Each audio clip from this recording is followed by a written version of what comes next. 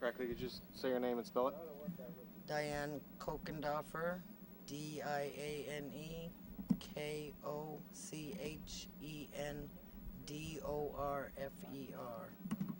And Right I'm on. from the Chitina village. Yeah. And well, first of all, what are the problems that you have with people that go down and go dip netting? The problem we have in Chitina, the Chitina Village Council, and also the corporation and all the tribal members, we don't have very many elders left, but we've had an ongoing problem here in Chitina for way over 20 years with dip netters going down the O'Brien Creek Road. They come down, they cut down our wood. In fact, this field where I'm standing today used to be full of woods, and it's all been cut down by people that are not tribal members and have been burned up for firewood. So it's a clearing now. And they dirty our lands because there's no outhouses out here, and they bring their motorhomes and dump their waste on our lands. They take our fish. They don't use all the fish. When we cut our fish, we even use the backbone. We fillet it out. In June, we make our dry fish because that's the windiest beginning of the summer. You cannot make dry fish no other month. You make your smoked fish after that, and you strip it and smoke it. Make your smokehouse. I have a fish camp out at 5 Mile, which is 5 miles out of here, and I'm right on the river. And we had problems there too. So it's not just in this one area. We have fish camps along the 5 Mile airstrip, and we're all related, and we all cut fish on that river. It's our survival. It feeds our kids. It feeds our families. It provides for our animals because we don't waste nothing. The fish head is usually ate, boiled, fried, and the elders like to make what they call stink head. So we don't waste the head. Even the guts go in the ground if they make stink head. Um, the backbones are used for dog feed. And then as the fish is brought down, it's put in a cache and stored for the winter for the whole family. And when I say whole family, you have your immediate family and you have many siblings with children. And it takes all summer to put up fish if you do it the proper traditional way. We jar, we dry, we smoke, we freeze. We do many things with our fish. We don't waste any of it, you know. Like I said, even the backbones, our dogs get fed. They used to run dog teams when my grandpa and great. It's very unsafe. The traffic is very heavy on the O'Brien Creek Road. They get to where when we try to stop them, they've even pulled gun on a tribal member. They throw, a lot of them drink. It's very unsafe to be on the river and drinking. And last summer there was so much boats on the river, I'm surprised there was not an accident. Um, and our woods, yeah, they really use our woods. I noticed standing here that some of it's grown back, but like right over there behind you, used to be full of raspberry instead of thorn bushes. We used to come down here and pick berries. On the airstrip at 5 Mile airstrip used to be nothing but raspberries. There is no bush there left. And I don't know if that's Mother Nature or pollution. Could be a little bit of both. Um, we we try to stop the trespassers, but with the railroad went The railroad came is when the road was put in. It was way before I ever was born. It was nothing but a trail. I know there used to be a man named Chitina Charlie that would walk this road. It was a trail at that time. And go to the village every day and help each family member out. You don't see that today in our people, you know. The trespassers make us very angry because they dirty our lands. There's tissue paper all over the place. There's guns being drawn. There's fish being taken and guts are left on the bank to rot and smell. Heads are left on the bank to rot and smell. They just take very little of what they want. All they want is a filleted salmon steak. To me, that's a waste. You know, they're wasting our food. They're interfering. It's just way out of hand. We're working on our lands here, but with the state having a right-of-way, you know, it's really hard.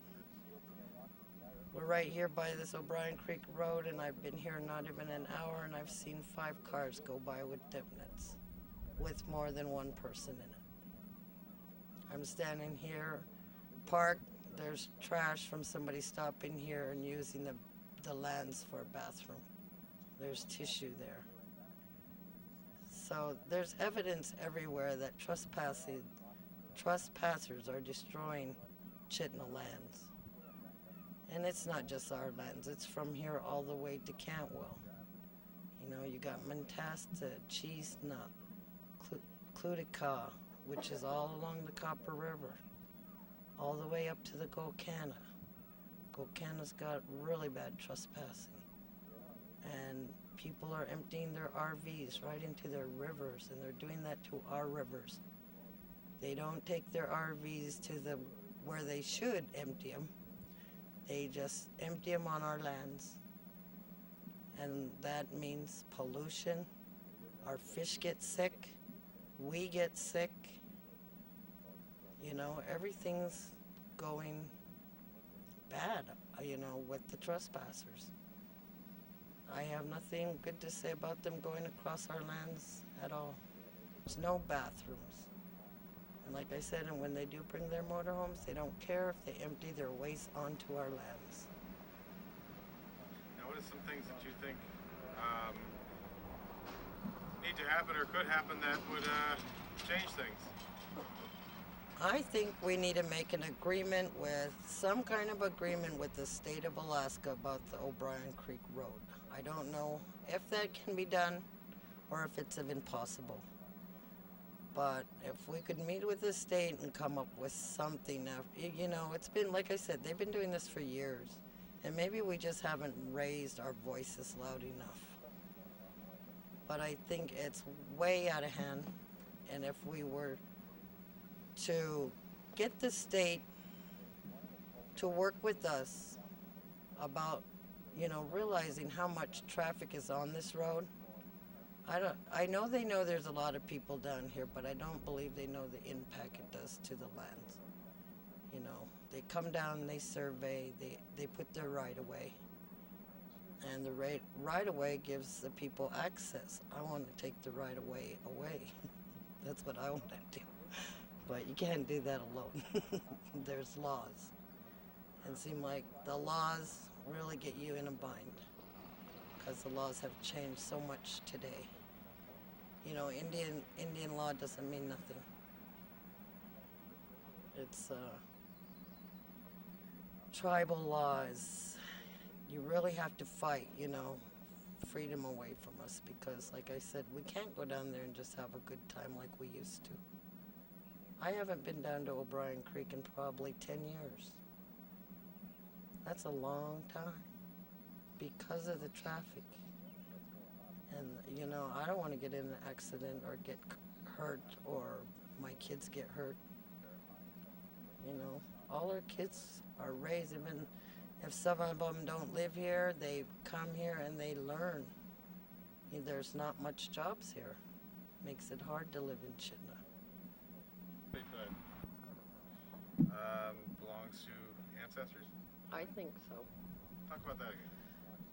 I believe the right of way belongs to the ancestors because before the railroad came, which was way back in the 1800s at some time, when they decided to start looking at all the stuff we had here, like the copper, the ore, the big mining thing in Kennecott, it was just a trail. Just a trail to go trapping, hunting, and just for exercise. They used to do a lot of walking. Me, myself, today, I hardly ever walk. My grandma would walk for miles. I know my grandparents walked for miles. My grandfather's Hank Bell. My grandma's Maggie Escalita. My grandma Maggie lived here until 1954. And, I don't know, like I said, what year the railroad came, but that's when it became a road. So that's why I think the ancestors have the right of way, because they were here way before the railroad. This was their village. This land's right here was part of the village. And now it's a tourist site, They stop here and camp. There's no trees left. This is all their right of way. Wish we could stop the trespassing on the O'Brien Creek Road. I would like to have our lands back so we could bring our families and do our fishing down there also. It's almost like we're confined not to go to our own land. And I don't think that's fair or right. I should be able to bring my granddaughter down to O'Brien Creek to let her fish. There's a little creek that runs into the river there, to learn how to fish. She's only 7 years old. She'll never experience what I experienced at O'Brien Creek. The calmness, the joy, the freeness, and just loving the area. It was dangerous and it made us scared, but it was exciting too. All in one day. And I thank you very much. Very good.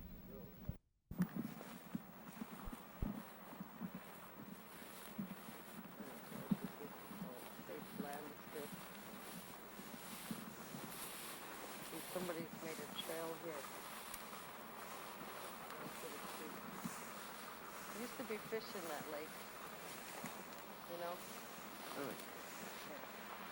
I think there still is, but I don't know if it's safe to eat it with all the trespassers, because you don't know what they dumped into it.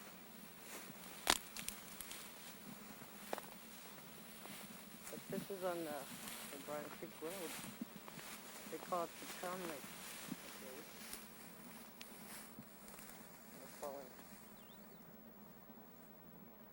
Man, it's bad at my fish camp. All my trees are dead. I got a few that are. So I'm sure they got the beetles, but they're still green. The rest of them are all gray like that. Yeah. Then you gotta watch out, because then they're gonna tip over. I'm ready to cut them down anytime.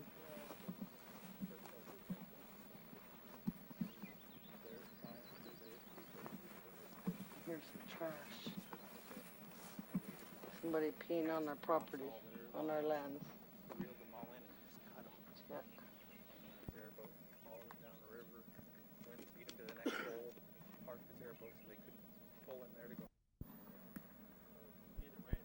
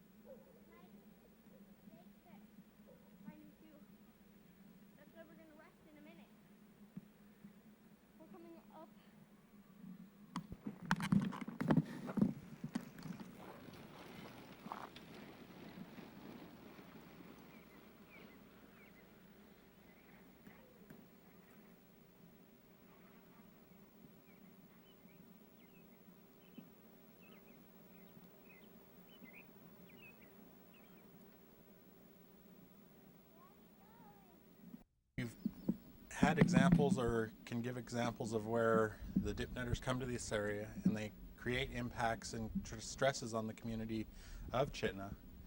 And one example that we'd like to give you is that behind me is 1 Mile Lake, and the dip netters on their way out of town will stop here and utilize this lake to clean their fish. We've had people complaining, they come down here to recreate, the local community does. They bring their kids here to go swimming and to go fishing. They're grayling in the lake. And so they don't like to see the carcasses of salmon. There's no running water through this lake that's strong enough to carry the carcasses of the salmon away. So we wind up having an unhealthy, unsafe situation with all the salmon carcasses left in the lake. It could attract bears to this area, and we have young children that are out playing in this area. You heard comments about how we have traffic just driving through the community at high speeds, and they don't have a regard for the posted speed limits. Those are some of the big ones, the safety issues. With the whole issue that we're talking about two separate items that we need to distinguish here. We have the stresses on the community, which we're talking about. You're hearing a lot of comments on that, and that would be that these dip netters are performing activities, they're doing things that cause our systems here to be taxed heavily.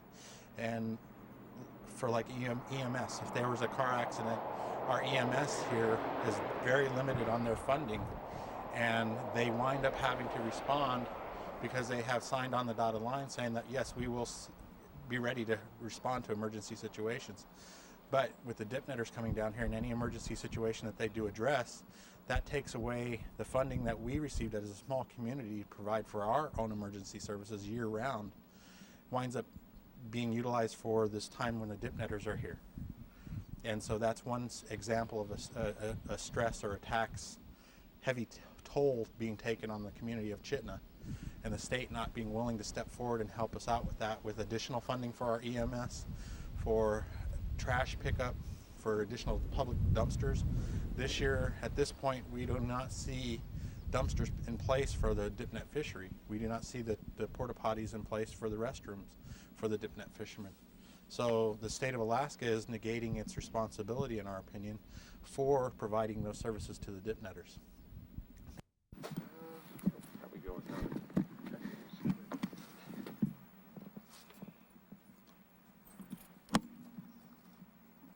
I told her that, or she asked what kind of questions there were going to be.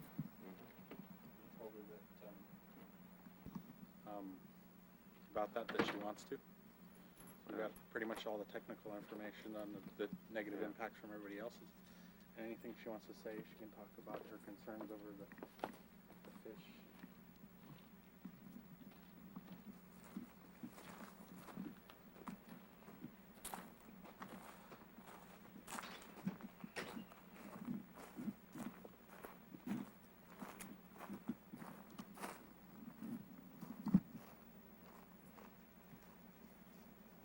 That's where that tree, right? Yeah.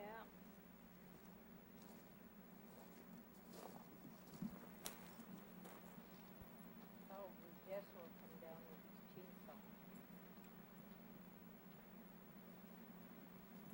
I could just tell him to bring that chainsaw down and come cut this, Yeah, that's good. since he's going to be down here. Yeah. Yeah. Good. That way you guys don't have to wait for Jesse if you want to come down here. Yeah. You just have to walk in from your gate. Yeah.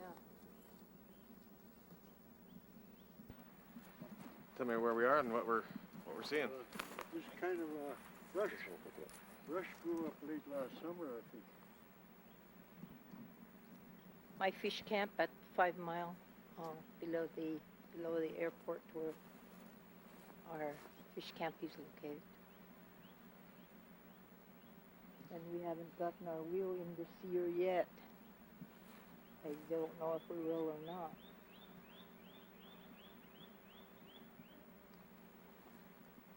So, It's the drying rack right Yeah. yeah, tell me what, Typical summer, we usually put a table down here and use it for cutting fish. And to dry, we hang the fish on our fish rack. And the fish wheel usually go right down below where it's at right now, into the river.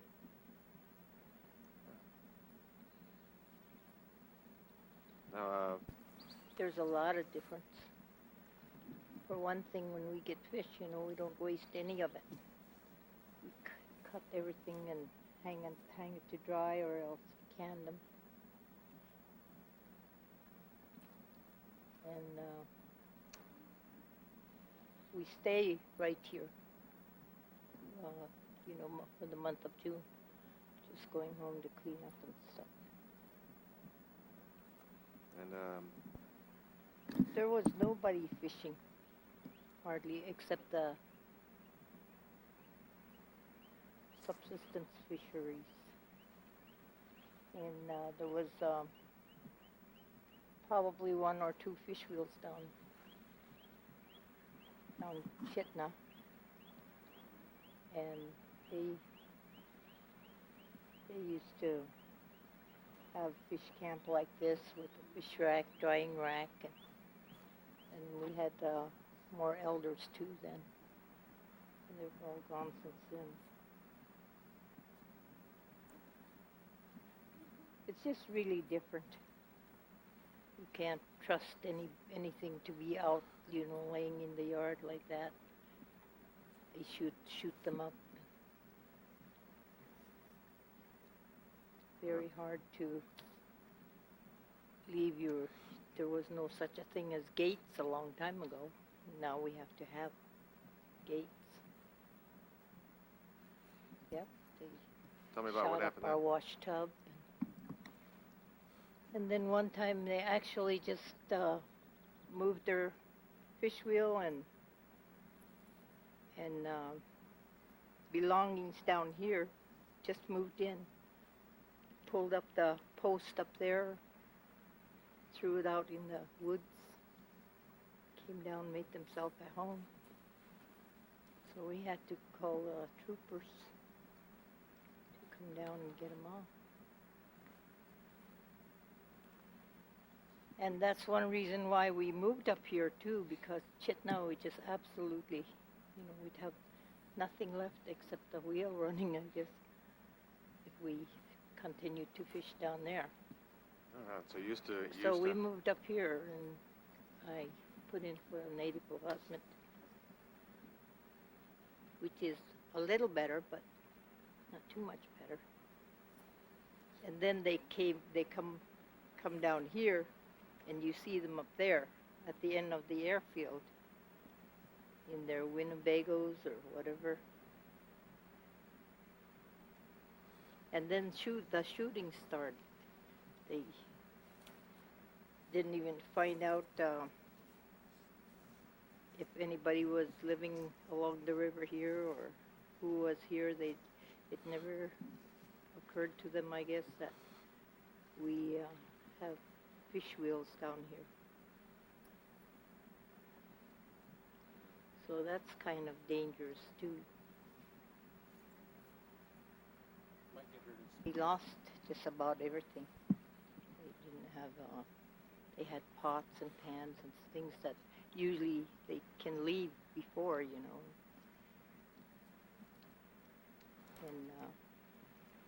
drinking is another thing.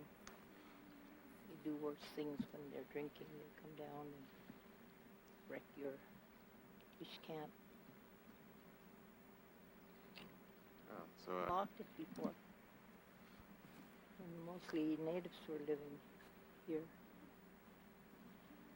He wasn't afraid that somebody's going to come in and destroy your belongings. And just never locked things up. Now we have to bother with that. We have to put up a gate. It costs us more work.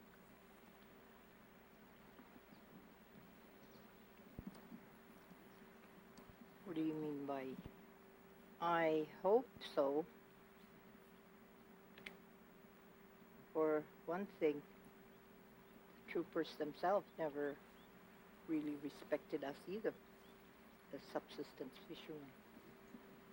I think I remember talking about that, and they'll look in your wheel and never even tell us they're gonna go out there. That's, that thing is owned. They can at least come and say, we'd like to look in your fish wheel. And of course we would. But they'll just jump right in there with their dirty boots, and you never know where they've been, what they stepped on, and then jumping in our fish wheel and stepping on our fish that we eat. Was vandalized.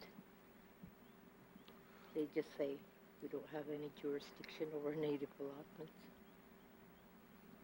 Oh, so the troopers feel free to come in here and look at your fish wheel, but they don't. Yeah. Just come in and feel free to walk around anywhere, look at anything without having a warrant or why are they down here. So they're just as bad as the people who do those things.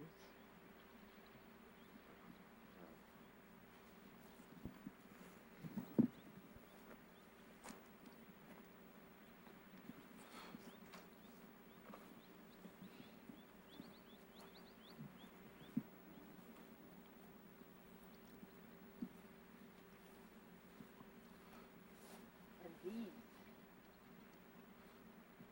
even if we're down here, we still have to keep this on.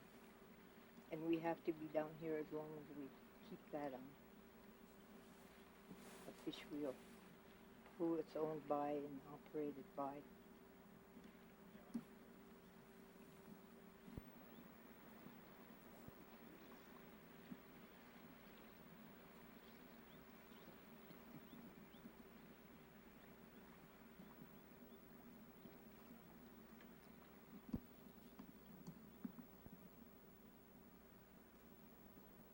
Could you see that real well?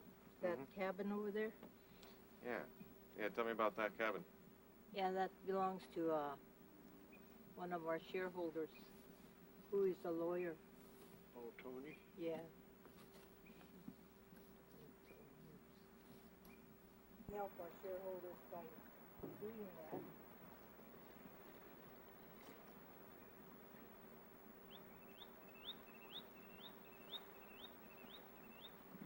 When I was a child, we used to fish up there, a place called Horse Creek. My grandparents were alive then, and we used to have a boat that he made and go back and forth using oars. I was just a little small child then. But we fished on the other side.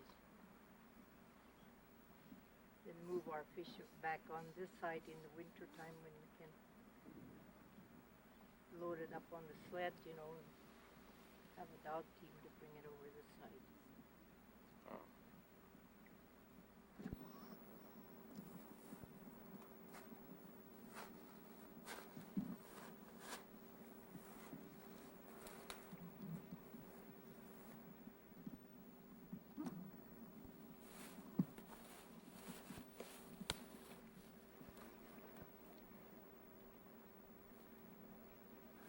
Somebody else comes in here once in a while, but we know this person in fishes here, which I'm kind of glad for, because he